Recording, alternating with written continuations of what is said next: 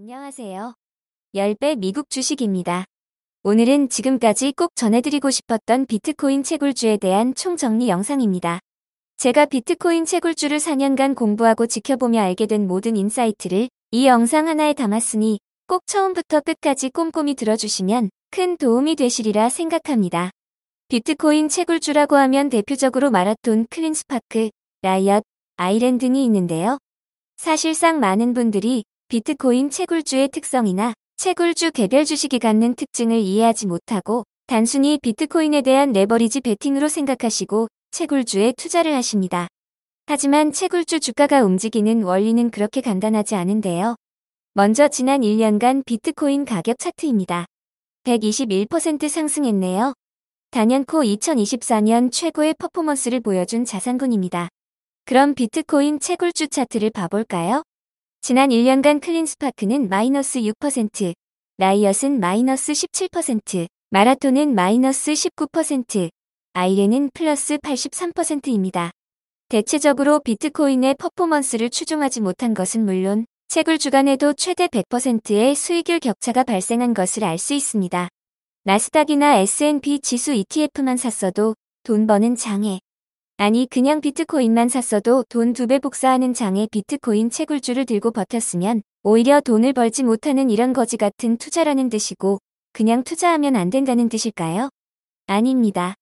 비트코인 채굴주의 특성을 알고 중장기 스윙이라는 목표를 가지고 비트코인 상승을 이용하여 전략적으로 접근하셨다면 알트코인, 잡코인에서나 기대할 수 있는 큰 수익을 거둘 수 있는 기회이기도 했습니다. 그럼 본론으로 들어가서 채굴주 보면 월 비트코인 채굴량도 계속해서 늘어나고 매출도 계속 늘어나고 보유량도 계속 늘어나는데 비트코인을 왜 아웃퍼폼하지 못하는 걸까요? 첫 번째 이유입니다. 채굴 능력을 확대하는 비용이 자본 조달 비용보다 99%의 경우 더 큽니다. 즉, 중단기가 아니라 장기적으로 보면 결국 주주 가치가 희석되고 훼손될 수밖에 없다는 것인데요. 아주 간단히 예를 들면 채굴 능력 확대로 5%의 추가 수익을 거두게 되는데 5% 추가 수익을 거두기 위해 8%로 돈을 빌리는 상황과 같다는 뜻입니다. 그럼 결론적으로 회사의 가치는 떨어지게 되겠지요. 이렇게 되는 이유는 여러 가지인데요. 먼저 비트코인 가격이 계속 상승할 것이라는 경영진의 지나친 낙관이 채굴주의 기본 전제이자 자금 조달의 유일한 방법인 유상증자를 정당화하는 이유이기 때문입니다. 따라서 코인 가격이 횡보만 하더라도 채굴주의 가치는 떨어지게 됩니다. 다음으로 비트코인 가격이 올라갈수록 채굴기의 가격도 연동되어 함께 올라가기 때문에 결국 채굴장 완성 시점에는 비용에 따른 편익 관리에 실패하게 됩니다. 채굴 난이도는 반감기든 경쟁이든 장기적으로 계속 올라갑니다. 같은 채굴량을 유지하기 위해 계속적인 투자가 필요한 채굴 기업들에게는 비트코인이 상승하고 있는 시점부터는 오히려 채굴기 가격으로 비용 관리에 실패하게 된다는 것을 의미합니다. 마지막으로 비트코인 채굴 기업들이 공통적으로 가지고 있는 문제점인데 재무제표를 보시면 관리비에서 지나치게 경영진 주식 보상이 큰 것을 알 수 있습니다. 주식 보상이란 바로 수령하지 못하고 일정 기간을 두도록 되어 있는데 대개 비트코인 가격이 크게 상승할 때 낙관적인 전망에 따라 결정되고 비트코인 가격이 횡보하거나 하락할 때 경영진이 이를 수령하게 되므로 이 또한 주주 가치를 훼손시키는 이유가 됩니다. 두 번째 이유로 비트코인 채굴은 고정비가 매우 높은 산업입니다. 다시 말해 채굴장을 운영하는 데 들어가는 비용도 높지만 채굴장을 최초 설치하는 데 채굴기 가격, 채굴장, 공사비, 채굴장 부자 비용 등 기본적으로 들어가는 고정비가 훨씬 큽니다. 대부분의 비트코인 채굴회사는 변동비, 즉 채굴장 운영비만 적용한 손익분기점을 공개하고 있지만 이렇게 고정비까지 모두 포함한 손익분기점은 비트코인 가격으로 약 8만 달러 지점으로 알려져 있었습니다. 이 8만 달러 손익분기점에서 70% 이상을 차지하는 것이 고정비가 되는 것입니다. 고정비에 대해 더 자세히 생각해 보겠습니다. 채굴 기업은 기업 존재 이유상 계속해서 채굴 능력을 확장해야 합니다.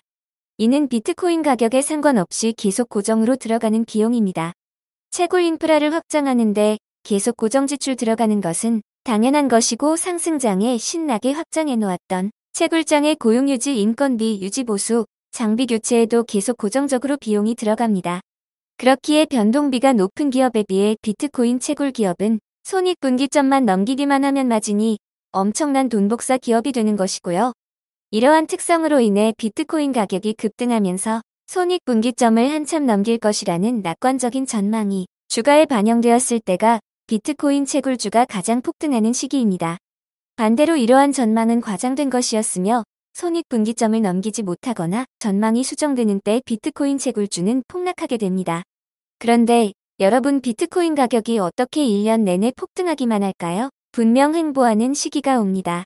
즉, 비트코인 채굴 기업은 높은 고정비로 인하여 비트코인 가격에 대한 전망에 따라 폭등하고 폭락하기도 하는 레버리지 플레이가 될 수 있는 것이며, 무작정 장기 홀딩보다 최소 수익으로 대응하는 것이 훨씬 유리하다는 근거가 됩니다.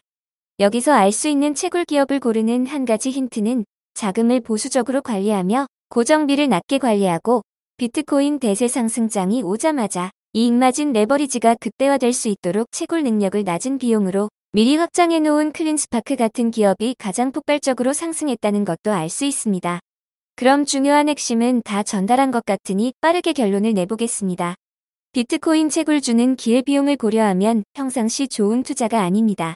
아무리 채굴 능력을 멋지게 성실하게 확장해봤자 결국 비트코인 가격이 손익분기점으로 올라올 것이라는 전망이 시장에 확대돼야 빛을 볼 수 있습니다. 비트코인의 비관적인 전망이 확산될 시 이미 빠진 주가에서도 마이너스 20%, 30% 그냥 얻어맞을 수 있는 리스크 높은 투자가 됩니다. 또한 하방 확률이 매우 높은 산업입니다. 고정비가 높은 산업은 비용이 금리와 직결되기 때문에 금리 인상 환경에서 매우 불리합니다. 인플레이션이 오면 고정비가 크게 늘어나기 때문에 또 불리합니다.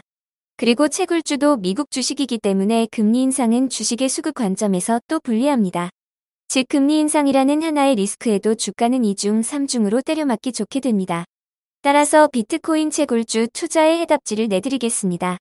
먼저 비트코인 급등 때만 투자하는 것이 훨씬 유리합니다. 비트코인 급등 추세가 확인됐다면 이미 늦었어도 추격 매수가 유리합니다. 비트코인 가격 상승에 대한 전망이 확산되는데 시간이 걸리기 때문에 10%, 20% 상승 후에 진입하였더라도 그 뒤로도 최소 20에서 30% 이상의 수익을 기대할 수 있습니다. 또한 반대로 비트코인 횡보 추세가 확인됐다면 고점 대비 10% 이상 하락했더라도 매도하는 것이 유리합니다. 비트코인 하락에 대한 전망이 확산되는데도 시간이 걸리기 때문입니다. 그럼 이와 같은 투자 결정을 내리기 위해 추세를 확인할 수 있는 지표는 무엇이 있을까요? 먼저 비트코인 채굴주의 거래량을 먼저 들 수 있습니다. 여기 클린스파크 1년 주가와 거래량 차트입니다. 기관 투자자들은 철저히 제가 앞서 말한 비트코인 채굴주의 특성에 따라 채굴주를 보유하고 매도합니다. 그렇기 때문에 거래량이 기관 투자자들로 인해 먼저 폭발하기 시작하고 그 뒤로 개인 투자자들이 거래량을 더 상승시키면서 최고점을 찍는 추세가 파악됩니다. 횡보기에 접어든 것은 점점 꺾이는 거래량을 가지고 파악할 수 있습니다. 두 번째로 알트코인 가격입니다. 알트코인 가격은 코인 시장 전체의 심리에 영향을 많이 받습니다. 여기 색깔 있는 그래프가 코인 시장 전체의 공포 탐욕 지수인데요. 클린스파크 주가 차트와 같이 놓아보겠습니다. 어떤가요? 상승 추세와 하락 추세가 거의 일치하지 않나요? 이렇게 코인 시장에 대한 전체적인 전망과 매우 유사하게 움직이는 것을 확인할 수 있습니다. 즉 비트코인과 함께 알트코인 가격이 펌핑되는 시기에 전망은 가장 낙관적이게 되고 비트코인 채굴주도 가장 강력히 상승하는 시기가 됩니다. 오늘 제가 채굴주를 아주 오랜 기간 공부하고 분석하면서 알게 된 모든 것들을 아주 요약적으로 설명드려봤습니다. 제가 유튜브 커뮤니티에도 올렸듯 저는 지난번 채굴주를 매도한 이후로 보유한 적도 없고 앞으로 채굴주를 거래하지도 않을 생각입니다. 그 이유는 리스크 대비 기대할 수 있는 수익이 낮다고 느꼈습니다. 엔비디아, 테슬라 등 아이디어만으로 투자 결정이 가능한 더 쉬운 투자가 많은데 굳이 채굴주에 투자할 필요가 없다라고 느꼈습니다. 또 한 가지는 마이크로스트래티지와 같은 채굴주보다 펀디멘털적으로 더 건강하면서 채굴주보다 더 직관적인 비트코인 플레이 주식이 있습니다. 이러한 비트코인 프록시 플레이 주식들은 거래량이 높아야 하는데 마이크로스트레이티지의 거래량은 채굴주의 거래량과 비교할 수 없이 높기 때문에 더 낮은 위험과 더 높은 수익을 기대할 수 있습니다. 마지막으로 유상증자로 인해 비트코인 채굴 주식의 시가총액이 이제는 부담스러운 수준입니다. 예전에는 비트코인 채굴 주식의 시가총액과 거래량이 비정상적으로 낮았습니다. 그렇기에 장부 가치만 고려하더라도 어느 정도 하방이 막혀있고 낮은 거래량으로 밸류에이션이 낮았기에 거래량만 올라온다면 밸류에이션이 정상화되면서 주가가 상승하는 효과도 기대할 수 있었습니다. 제가 이런 생각을 했을 때가 클린스파크 시가총액이 약 3천억 원 정도였습니다. 오늘 기준으로 클린스파크의 시가총액은 4조 5천억 원입니다. 이런 변화한 환경도 앞으로 채굴기업 투자에 꼭 참고하시기 바라겠습니다. 긴 영상 봐주셔서 감사합니다.